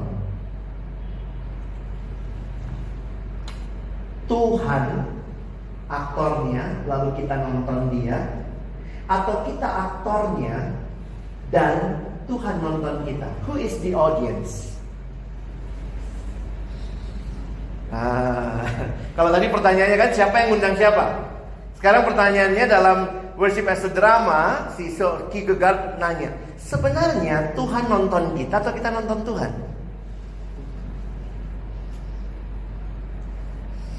Ya, udah logis lah ya. Kita punya konsep memberi yang terbaik. Kenapa memberi yang terbaik? Karena siapa yang lagi nonton? Tuhan. Karena kalau kita yang nonton, Tuhan yang mesti beri yang terbaik. Tapi banyak gereja gitu juga ya. Datang tuh, Tuhan pokoknya hari ini kami harus diberkati. Kami udah kasih persembahan kami kepadamu, berkati berlipat kali ganda. Dia kayak datang ke gereja ngerampok, mana lagi? Apa lagi kau punya? Gitu ya. Tapi kalau ibadah sebenarnya kita sedang memberi yang terbaik kepada Allah. Nah, kalau kalian kawinkan konsep ini berdua, kalian bisa jadi orang yang menyusun ibadah dengan indah. Karena kalian ngerti ini apa yang sedang terjadi. Audiensnya God, aktornya jemaat. Lalu kita yang di tengah, mediatornya, direkturnya, kita pemimpin ibadah, liturgos, singer, pemusik, pelayan altar, semua itu kita direkturnya. Makanya kalau kalian mengerti dengan baik, kalian akan mengajak orang bernyanyi dengan baik. Disinilah muncul kita sebaiknya cari lagu yang orang mengerti. Karena apa? Kamu lagi mendirect orang, memberi yang terbaik kepada Allah. Untuk lebih baik orang mengerti, kita latihan lagu. Kira-kira begitu. Jadi sebenarnya kita punya hal-hal, bukan cuma kayak kalau jadi MC ya standarnya harus latihan lagu di depan atau apa. Tapi kita mengerti demi ibadah berlangsung dengan baik. Saya makin ngerti ya posisi director itu. Karena apa? Apa yang kamu minta orang lakukan itu dia lakukan. Apalagi kalau di beberapa gereja ya, yang pendetanya dari awal sampai akhir ya. Saya kan pendeta tuh hebat banget gitu. Dia begini, jemaat berdiri. Dia gini, duduk. Saya jadi pendeta juga. Gitu ya. Jadi kita mendirect orang. Dari sini saya contohkan lah ya, saya ambil aplikasi. Kalau saudara jadi MC, misalnya lagu apa? Kita pilih satu lagu. Kami puji dengan riang di Kau Allah yang besar. Lagunya tentang apa? Siapa bicara kepada siapa? Umat bicara kepada Allah. Kami puji dengan riang di Kau Allah yang besar. Nah sayangnya memang bukan sayangnya ya, indahnya sebenarnya. Indahnya lagu-lagu kayak yang seperti itu bentuknya banyak puisi. Karena dia puisi itu bukan bahasa yang lugas. Apa itu bagai bunga terima siang? Ayo, bagai bunga terima siang. Bagai bunga. Kalau bahasa Inggrisnya, joyful, joyful we adore thee. Hearts unfold like flower before thee. Nah Indonesia menerjemahkannya bagai bunga terima siang. Ini bunga bang, bunga apa nih? Anak pertanian tahu lah ya, bunga itu selalu terbitnya mekarnya menuju ke arah matahari. Jadi sebagai bunga terima siang, hati kami pun mekar. Indah loh sebenarnya bahasa Indonesia-nya. Jadi kamu lagi mau, nah kalau kamu director, kata-kata apa yang tepat untuk nyanyi lagu itu? Makanya saya melihat beberapa MC, jangan tertekan ya, kalian jadi MC besok ya. Kadang-kadang kalau begitu karena training kayak gini ketakutan. Aku besok bang, nanti gimana? Kau ubah lagi persiapanmu. Jangan. Ini buat nanti. Jangan sakit perut dulu deh. Kita kan belajar, bukan saling mengevaluasi. Namanya juga belajar. Kalau masih salah, puji Tuhan, berarti bisa belajar. Kalau sudah nggak salah, sudah bagus banget gitu ya. Nah, karena kamu tugasnya mendirect, saya melihat begini, kata-kata pengantar lagu nggak usah panjang, tapi jelas menuju ke Misalnya gini, saya minta kepada Samuel misalnya, saya minta tolong pijitin saya misalnya. Kau ngerti kan? Tolong pijitin saya itu satu, saya direct dia. Waktu saya ajak orang nyanyi lagu ini, pertama saya harus tahu apa isi lagunya. Lalu dengan lagu ini, saya mau dia ngapain? Kalau ternyata setelah saya renungkan lagunya, indah sekali ya, saya mau jemaat ini bersyukur. Gimana kata-kata motivasinya?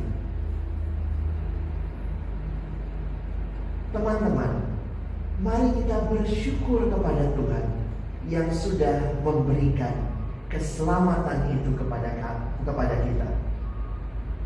Mari nyanyikan pujian ini. Ya kira-kira begitu. Poin saya adalah saya melihat orang ini ngerti MC nggak ngerti MC dari kata-kata yang dia pilih.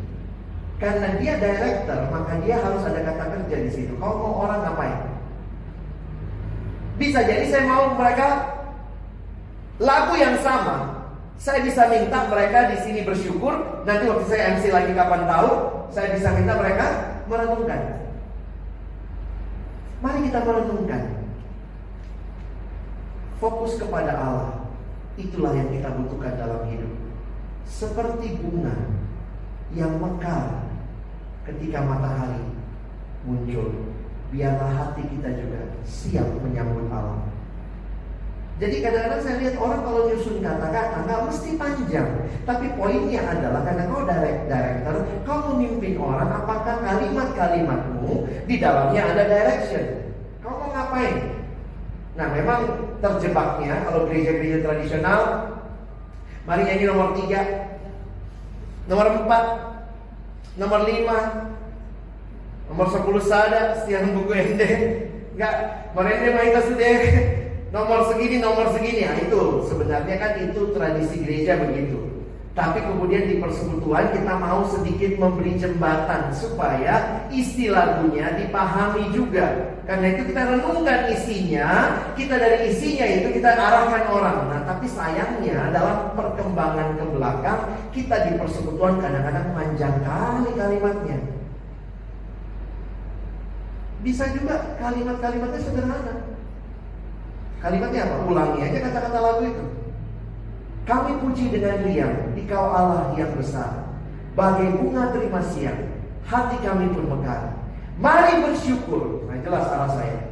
Mari bersyukur kepada Allah yang hadir di dalam ibadah kita, atau Allah yang mengundang kita dalam ibadah ini. Mari berdiri bersama. Kami puji dengan riang. Gak usah lagi bahas. Jadi saya ini kuliahnya soal bunga teman-teman ya. Jadi saya ngerti kali bunga itu. Bunga itu ya, ada kelopaknya, ada tangkainya, udah 1 jam aja kok kasih. Saya kadang-kadang kalau MC udah begitu, saya naik, saya bilang amin Tuhan, amin. Sudah semua khotbah kuliah dari dia. Ingat, tugasmu kalau kamu pelayan altar, MC, pemusik, singer, kamu memimpin pujian. Khotbah itu bagian pembicara, jangan tukar tempat. Di Jakarta kadang-kadang sudah aneh sekarang. Saya ditelepon, Abang sudah dapat tema kami, sudah. Abang ada usulan lagu. Hah? Lagu itu bagianmu deh, bukan bagianku. Lucu ya. MC tanya ke pembicara, apa lagunya bang? Abang ada tambahan gak? Ya oke lah ya. Tapi kadang-kadang saya mikir, tugasnya milih lagu kau. Bagian saya yang khotbah. Begitu saya dengar dia MC panjang kali, kau bukannya milih lagu, malah kau bikin khotbah. Jangan kau bikin lagu, itu bagianmu, bagianku bikin khotbah gitu ya. Jangan tukeran gitu. Kecuali kamu jadi pembicara, ayo saya training kamu. Jadi ya itu penting ya kita pahami sama-sama. Nah jadi jujur aja kalau saya ditanya, jadi bagaimana membuat ibadah yang kreatif? Ibadah yang kreatif sebenarnya bukanlah mengubah strukturnya. Kita tidak sedang membuat ibadah jadi aneh atau apa, tapi bagaimana setiap poin. Nah itu yang namanya susunan ibadah, itu namanya liturgi. Yang paling penting kamu paham, setiap liturgi punya makna.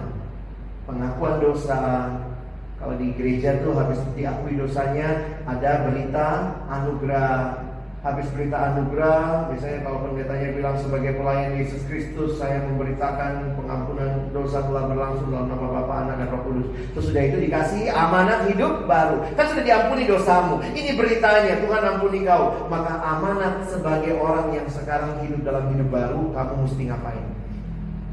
Saya kalau ikut ibadah tuh nikmat itu, indah sekali ya. Tuhan bimbing dengan ayat-ayat tertentu. Lalu kemudian kita nyanyi, menyatakan iman kita, kita berdiri mengatakan pengakuan kita. Nah, kalau itu semua kalian tahu poin liturginya, silahkan kreatifkan. Kreatifkannya bagaimana? Kalian bisa melihat misalnya, kita sekarang punya PowerPoint. Kalau ibadah nanti ada PowerPoint, maka mungkin pilihlah gambar yang pas. Pilihlah latar belakang. Misalnya ya ada kayak kemarin ada saya ikut ibadah, dia bahas Mazmur 23. Maka di ininya juga ada kayak Yesus gendong domba gitu ya.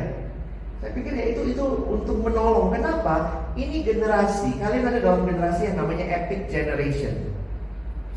Epic, E-P-I-C. E itu, ini generasi yang, tunggu dulu ya, saya takut salah sebut nanti. Kata ini generasi epic. Di dalam generasi epic ini, kalian main nggak sih? Main game nggak? Yang perempuan main game juga? Korea. Apa game yang terkenal sih sekarang? Mobile Legends. Kalau game-game lain yang agak-agak Indonesia apa? Kemarin ada anak-anak ini ya, ada yang main Hago nggak? Ada? Pernah main Hago gitu? Belum pernah? Pernah ya, ada pernah juga. Kalau dengar musik lebih suka dengar di mana? Jux. Spotify juga ada. Yang premium enggak lah ya. Yang 30 menit. Terus dengarkan iklan ini gratis 30 menit. Aduh, sama nasib kita. Kenapa? Kan saya lagi coba teliti. Kenapa ya generasi sekarang suka dengan medsos, hal-hal yang seperti itu, begitu ya? Ada satu buku yang saya pernah baca dan satu training yang saya ikuti, lalu dia simpulkan begini. Karena kita sedang dalam epic generation. Dia singkat itu dengan EPICK, EPIC 4 ya. Dia bilang experiential. Jadi anak sekarang itu, kalian di generasi yang gak suka baca buku panduan pasti ya. Langsung aja dicoba. Ngapain baca-baca panduan begitu kan? Jadi makanya sekarang kalau lihat apa-apa tuh, kalau kita install sesuatu tuh kayak langsung ada tick boxnya, setuju. Padahal kok nggak baca atasnya kan? Nah kalau zaman ngomong-ngomong kan dibaca satu-satu. Kayak apa ini? Kayak apa ini? Gimana ini? Banyak kali tanyanya gitu ya. Baru nanti mau setuju. Kita setuju aja langsung bung, gitu ya.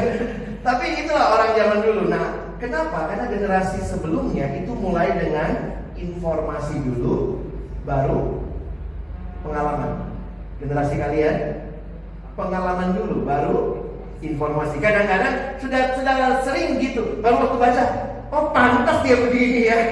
Karena, nah, saya melihatnya itu bisa juga nanti kita desain ibadah yang, makanya kenapa ya ibadah sekarang itu banyak yang disukai orang karena pengalamannya. Nah, saya harus jujur juga ngomong bahwa biasanya yang informatif itu cenderung less feeling. Perasaannya lebih sedikit. Sementara yang experiential itu biasanya cenderung feeling. Makanya lihat ya, gereja-gereja mulai ketakutan karena kok anak remajanya, anak mudanya pindah ke gereja lain dan kesannya lebih bertumbuh. Apalagi ada yang bilang, iya nih saya dekat kali sama Yesus, saya dapat banget. Itu kan bukan bahasa opung-opung ya. Bahasa generasi saya, yang generasi yang mungkin 2 generasi di atas kalian, itu generasi yang penting tahu. Yang penting tahu.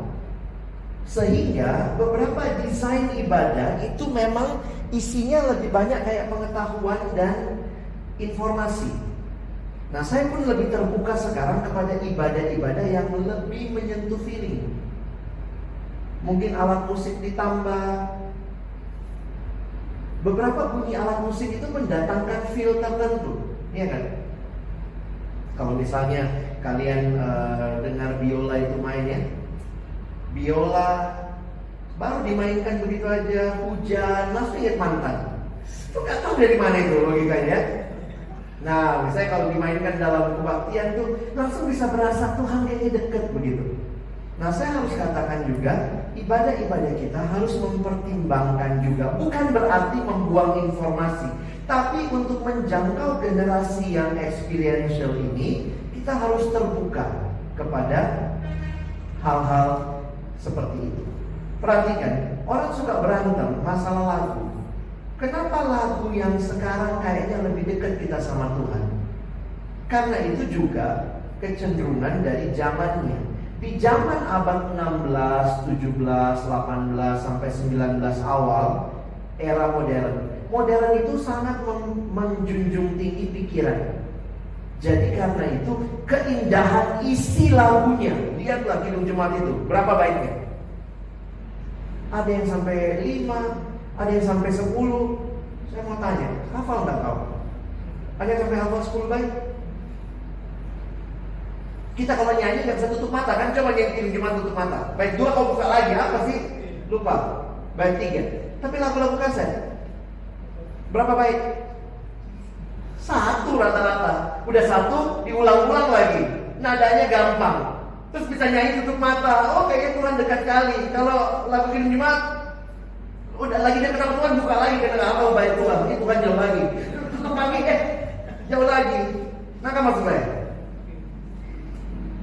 gereja butuh dua-duanya. Jangan buang informasi. Lagu-lagu Kidung Jemaat, buku ND itu kuat sekali informasinya, pengajarannya.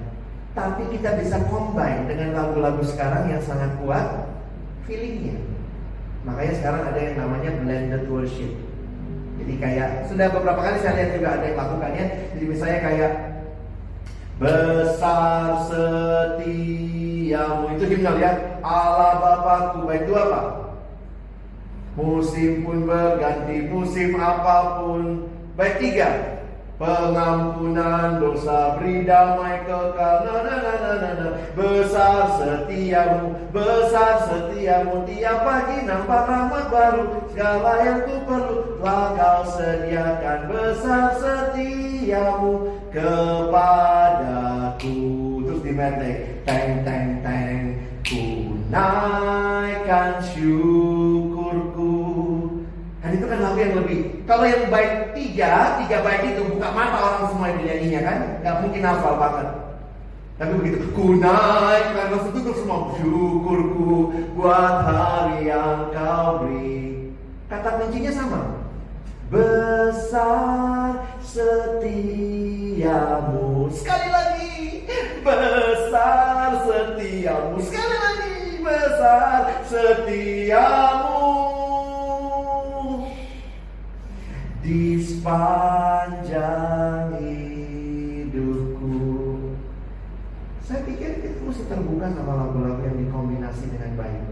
Nah, di sini saya bilang tadi, kadang-kadang itu harus ruang spontan.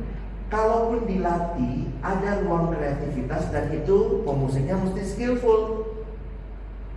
Karena kan itu pindah dari lagu yang 3/4 tua gak itu jadi 4/4. Ku naikkan syukurku. Nah, itu gimana pindahnya, bagaimana kuncinya, tapi bagaimana orang tetap dalam suasananya, bagaimana slide-nya mendukung. Jadi jangan lupa experiential. You need to be open to more feeling.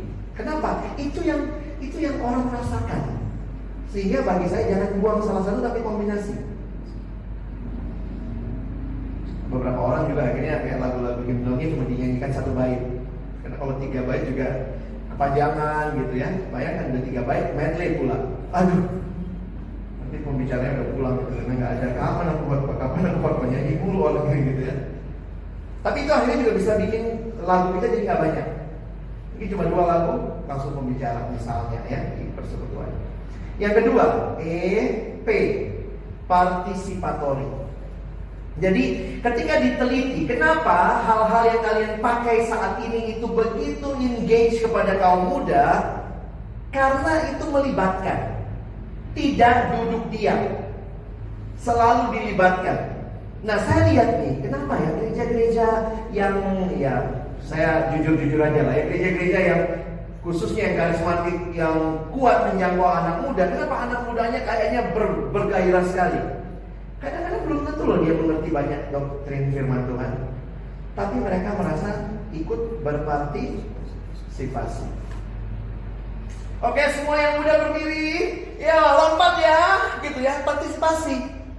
Kalau di gereja tradisi, duduk, berdiri, nyanyi, duduk.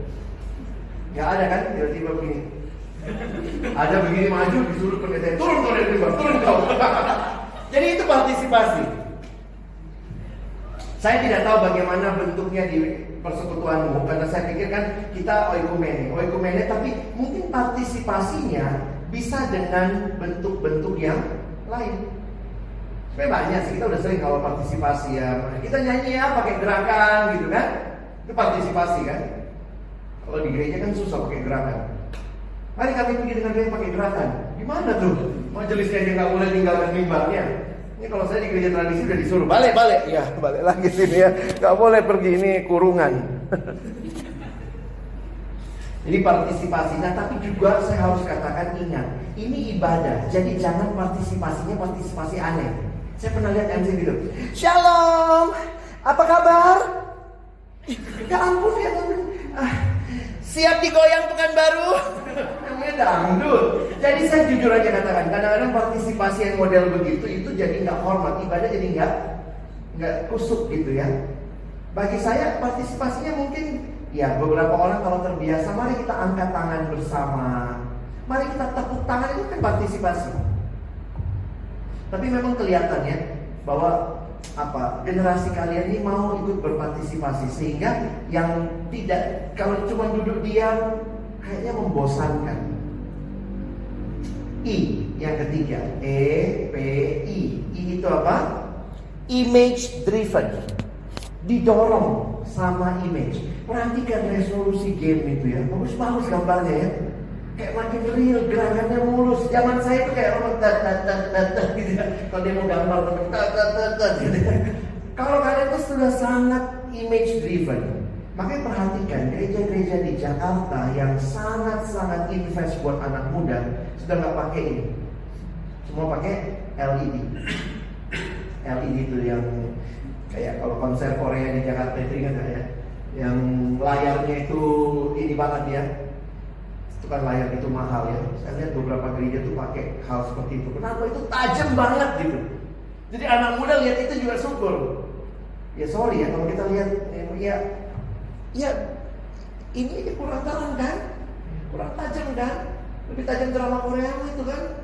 Bagus gambarnya segala macam. Makanya juga dikatakan, teman-teman, kita mesti desain slide kita dengan bagus. Saya jujur, walaupun slide saya berwarna, tapi saya juga memang bukan orang desain. Ya udah, mungkin ada warnanya lah. Kadang-kadang hitam putih juga gitu ya. Tapi kalau saya memang mau jangkau generasi ini, mungkin saya juga mesti main dengan gambar. Jadi di beberapa kesempatan mungkin kamu bisa bikin juga, pikirkan dekorasi ruangan. Jangan langsung pikirkan dekorasi itu berat. Kenapa? Karena ini kalian generasi image. Kadang-kadang kau pulang, kau gak ingat khotbah saya. Kau ingat gambar di slide saya.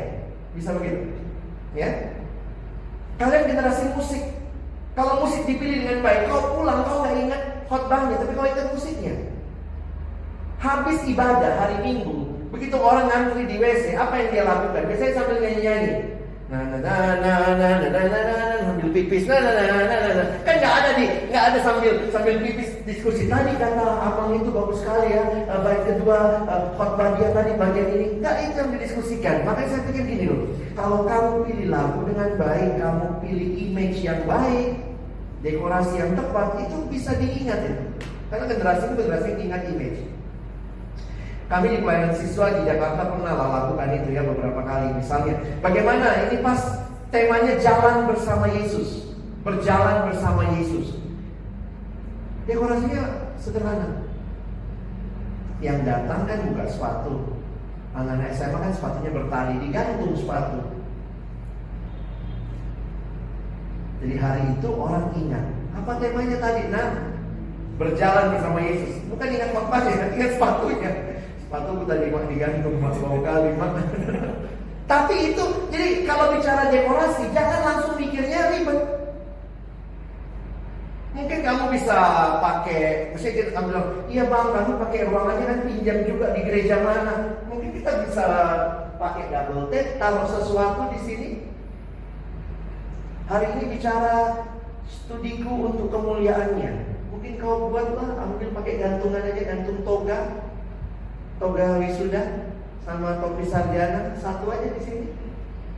Hari itu orang ingat ya. Oh, kita tadi dengar firman tentang itu. Dari situ saya ingat, oh ya tadi abang itu bahas ayatnya dari sini tentang ini dan itu. Dekorasi itu nggak mesti ribet. Tapi kalau kita mau merancangnya, bisa kita lakukan. Kalau ada konteks sama pembicaranya, kasih tahu, abang, kakak, kita ada LCD. Kalau abang, kakak ada. Karena generasi kalian seneng lihat yang begitu, sambil dijelaskan, sambil ada di sana gitu ya. Makanya kalian juga skripsi, sidang, presentasi wajib bikin PowerPoint kan? Wajib. PowerPoint juga ada aturannya sebenarnya. Tidak boleh terlalu banyak. Sebenarnya paling banyak tuh 6 lapis, 6 baris. Karena kalau udah kecil, udah bingung kan kayak ini kecil ini apa itu tulisannya gitu ya. Terakhir, EPIC. C itu connected. Kita mau terhubung. Kenapa sekarang orang terhubung dengan apa? Tagar. Makanya biasa banyak yang cek hari ini trending topiknya apa di Twitter, tagarnya apa. Maka kita bisa bikin juga di ibadah kita. Teman-teman, kalau kalian dapat berkat hari ini, jangan lupa bisa hashtag ini supaya apa yang kita dapat teman-teman lain juga bisa dapat. Jadi kita pakai yang kekinian tapi tidak mengubah apa-apa. Kita bersama-sama. Saya juga di gereja kemarin udah bingung gitu ya. Karena di gereja kadang-kadang sikap kita sama teknologi juga agak bingung. Karena takut anak-anak terlalu teknologi minded. Pernah di gereja kami kumpul semua HP anak remaja kalau ibadah. Tambah begini lah mukanya. Kumpulin HP semua, gila semua dilihatin kakak-kakaknya. Udah mati kau yang ambil HP. Saya ubah sedikit pendekatan. Kemarin habis saya khotbah, saya bilang, oke, adik-adik, karena saya yang khotbah, saya bilang saya minta kalian bagi kelompok. Jadi mereka bagi kelompok, adik-adik remaja kan ibadahnya lebih informal. Coba belajar apa hari ini? Waktu itu kemarin kita belajar tentang memberikan energi positif. Berikan kata-kata positif bagi orang lain di hidupmu. Oke, sekarang Kak Alex kasih waktu, semua keluarin handphonenya. Bagi firman, keluarin handphonemu semua.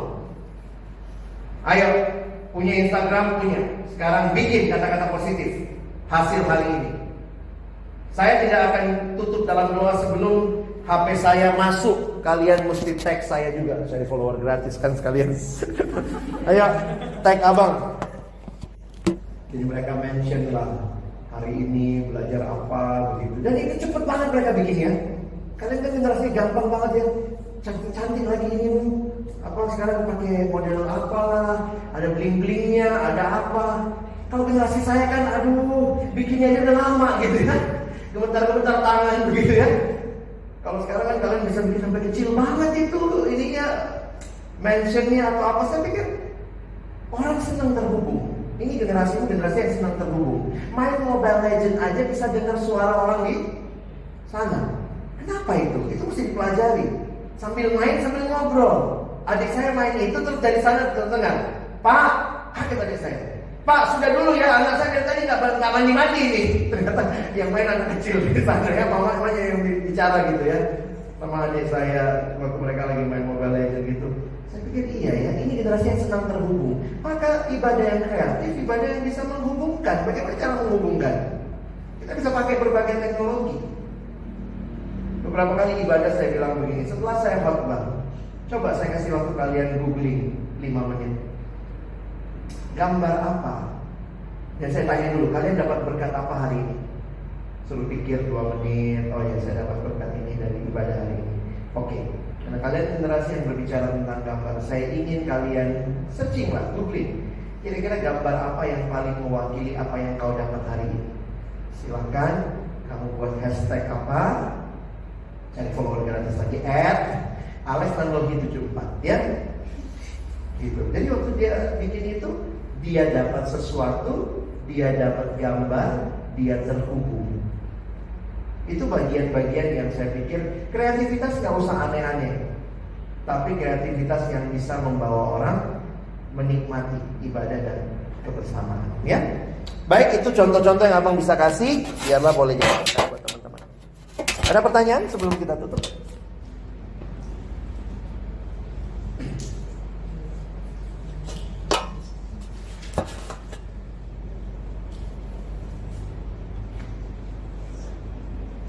Cukup? Baik, kita berdoa ya. Bapa Surgawi, terima kasih banyak buat kesempatan kami belajar hari ini. Biarlah apa yang Tuhan berikan melalui workshop ini, khususnya konsep pelayanan, konsep ibadah, makin menolong kami yang Tuhan percayakan sebagai orang-orang yang melayani. Kami bisa melayani dengan baik. Sungguh bersyukur karena Tuhan berkenan memakai kami. Dan terus berdoa biarlah segala kemuliaan hanya bagimu. Terima kasih sekali lagi Tuhan untuk kesempatan kami belajar. Masih ada banyak hal yang harus kami kembangkan di tengah-tengah epic generation ini. Biarlah ibadah kami boleh menjadi ibadah-ibadah yang juga menyentuh hati dari setiap orang di generasi ini. Terima kasih. Tolong kami bukan cuma jadi pendengar firman, tapi boleh jadi pelaku firman. Kami menutup pertemuan kami, firman-Mu malam ini dalam nama Tuhan Yesus kami berdoa. Amin.